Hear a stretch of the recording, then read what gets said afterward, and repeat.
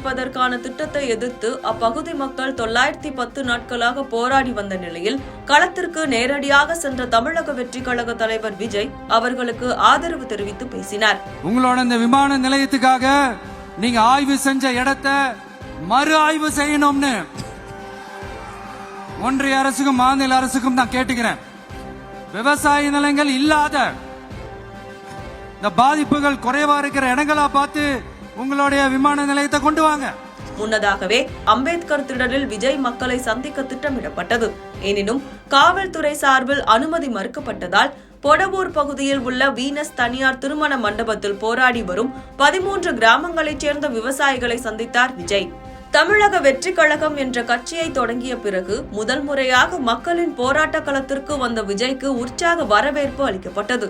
நண்பகல் 12:45 மணி அளவில் மண்டபத்திற்கு வந்த விஜய் போராடும் மக்களுக்கு ஆதரவாக பேசியதோடு ஆளும் திமுக அரசை கடுமையாக சாடினார். அத்தோடு போராடும் விவசாயிகளோடு என்றுமே உடன் நிற்பேன் என்று கூறியவர் மீண்டும் ஒரு நாள் உங்கள் ஊருக்கு வருவேன் என்று உறுதியளித்தார். உங்களோட ஊருக்குள்ள ஏகனாபுரம் ஊருக்குள்ள வந்து அந்த திடல்ல தான் உங்க எல்லாரையும் மீட் பண்ணணும்னு நினைச்சேன்.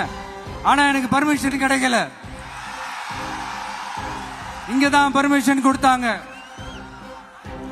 நான் ஏன் ஊருக்குள்ள வரணும்னு தடையின்னு எனக்கு தெரியல. இப்படிதான் கொஞ்ச நாளைக்கு முன்னாடி நம்ம புள்ளிங்க ஒரு நோட்டீஸ் கொடுத்ததுக்கு தடை விதிச்சாங்க.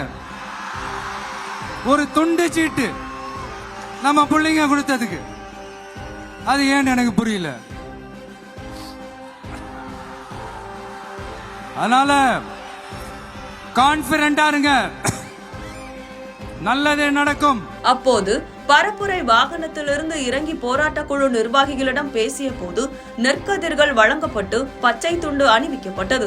அப்போது மைக்கை பிடித்த விமான நிலைய போராட்ட எதிர்ப்பு குழு செயலாளர் சுப்பிரமணியன் விஜயின் ஆதரவுக்கு நன்றி தெரிவித்தார். களத்திற்கு வந்து விவசாயிகளின் கண்ணீரை துடைப்பேன் என்று உறுதியிட்டு எங்களுடைய களத்திற்கே வந்திருக்கிற 2026ஆம் ஆண்டினுடைய தமிழகத்தினுடைய முதலமைச்சர் அவர்களுக்கு இந்த ஏகனாபுரம் பகுதி 13 கிராம மக்களுடைய சார்பாக விவசாயிகளின் சார்பாக பச்சை துண்டை அவருக்கு வெற்றி துண்டாக அணிவிக்கிறேன். வெற்றி துண்டாக அணிவிக்கிறேன். இந்த விவகாரத்தில் விமான நிலைய எதிர்ப்பு போராட்டம் பெரும் கவனம் ஈர்த்துள்ளது.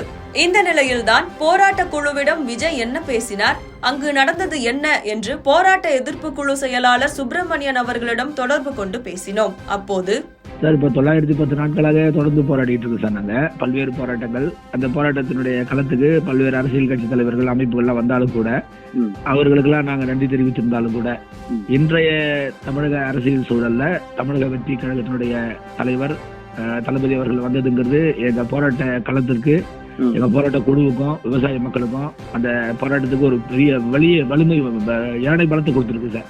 ஒரு வலிமையான ஒரு பலத்தை கொடுத்துருக்கு.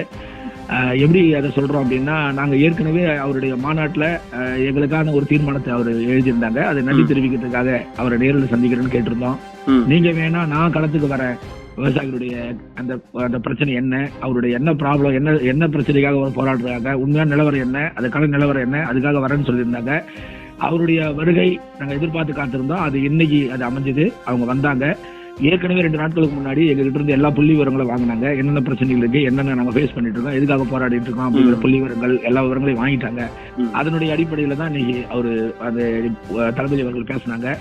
மேல வந்து விவசாயிகளுக்கு நான் ஆதரவு அளிப்பேன், நான் கடைசி வரையும் துணை நிற்பேன், நீங்க கவலைப்படாதீங்க, ஏகனாபுரத்துக்கு நான் 1 நாளைக்கு வருவேன், இந்த பேச்செல்லாம் அவர் உறுதிமொழியா கொடுத்துட்டு கீழே அந்த கேரவனில இருந்து இறங்கி நிர்வாகிகளா நாங்க நின்றுகிட்டு இருந்தோம். நான் செயலாளருங்கிற அடிப்படையில என்கிட்ட அவர் வந்து என்ன சொன்னாருன்னா, நீங்க கவலைப்படாதீங்க, கண்ணீர் வடிக்காதீங்க, போராட்டம் களம் நல்லா சரியா பண்ணிட்டு இருக்கீங்க, உங்க போராட்டத்துக்கு நான் பின்புலமா இருப்பேன், உறுதியோடு நிற்பேன், துணை நிற்பேன், எந்த வகையிலையும் நான் பின்வாங்க மாட்டேன், நீங்க கவலையே படாதீங்க அப்படிங்கறத ரொம்ப ரொம்ப உறுதியை எங்க நேர்ல எங்கிட்ட தெரிவிச்சாருங்க. நானும் உடனே விவசாயிகளுடைய சார்பா பச்சை துண்டை அனுப்பிச்சு, இது ஒரு வெற்றி துண்டு, உங்களுக்கு வெற்றி அளிக்கக்கூடிய ஒரு துண்டா இருக்கும் அப்படின்னு அவருக்கு நாங்க துண்டை அனுப்பிச்சிருக்கோம் சார். சார், இது வார்த்தைகளால் விவரிக்க முடியாத ஒரு வலிமையை சேர்த்திருக்கு சார். ஏன் அப்படின்னா, ஒரு 3 நாட்களாக அவர் தளபதி அவர்கள் ஏகனாபுரத்துக்கு வருகிறார் என்ற செய்தி தமிழகம் இல்லாமல் அகில இந்திய அளவில் இல்லாம சமூக ஊடகங்கள்ல செய்திகள்ல எல்லா வகையிலையும் எவ்வளவு ஒரு தாக்கத்தை ஏற்படுத்திச்சு சொல்லலாம் சார். பேசும் பொருளா மாறிச்சு. அவர் வருகை பேசும் பொருளா மாறிச்சுன்னும் போது அது எவ்வளவு ஒரு செயல்பாட்டுக்கு வரும், அந்த எந்த வகையில எங்களுக்கு ஒரு உத்வேகத்தை கொடுத்துருக்கோம், எவ்வளவு அளவுக்கு எங்களுக்கு ஒரு அவரு பின்புலமா இருப்பாருங்கிறது எல்லாருக்கும் உலகத்துக்கே தெரிஞ்சு போச்சு சார். இப்போ அது நிச்சயமா, ஏன்னா அவர் ஒரு எதிர்கால ஒரு அரசியலை தீர்மானிக்கக்கூடிய சக்தியா மாறி வராருங்க. அப்படி வரும்போது 2026 தீர்மானிக்கிற ஒரு அரசியல் சக்தியா மாற போறாருங்க. அவரு எங்களுடைய களத்துல வந்து நிக்கிறாருன்னும் போது நிச்சயமா எங்க பிரச்சனை கூடிய விரைவில் முடிவுக்கு வருங்கிறத நம்புறேன் சார். Okay sir. இன்னொரு நாள் உங்க ஊருக்குள்ளே வரும்னு சொல்லியிருக்காரு. அது எப்போன்றதை எதிர்பார்க்கலாங்களா? அது சொன்னாரு. நிச்சயமா சார், நிச்சயமா ஊருக்கும் வருவாரு. இதுக்கிடையில எங்களையும் அவரு சந்திக்கிறத சொல்லியிருக்காங்க சார் நிர்வாகிகளை. மீண்டும் ஒரு முறை கள அரசியலை பரந்தூரில் இருந்து துவங்கி இருக்கும் தாவேகா தலைவர் விஜய் மீண்டும் ஒரு நாள் ஏகானாபுரத்திற்கு நேரடியாக வருவேன், உங்கள் ஊருக்குள் நிச்சயம் வருவேன் என்று உறுதியளித்தார். குறிப்பாக போராட்ட குழுவிடம் என்றென்றும் நிற்பேன் என்றவர் பின்வாங்க மாட்டேன் என்றும், போராட்ட குழுவை மட்டும் தனியாக ஒரு நாள் சந்தித்து பேச இருக்கிறேன் என்றும் உறுதியளித்துள்ளார். மறுபுறம் விஜயின் இந்த ஆதரவு குரல் தங்கள் போராட்டத்திற்கு யானை பலம் கொடுத்துள்ளதாக நெகிழ்ச்சி தெரிவிக்கின்றனர் போராட்ட குழுவினர்.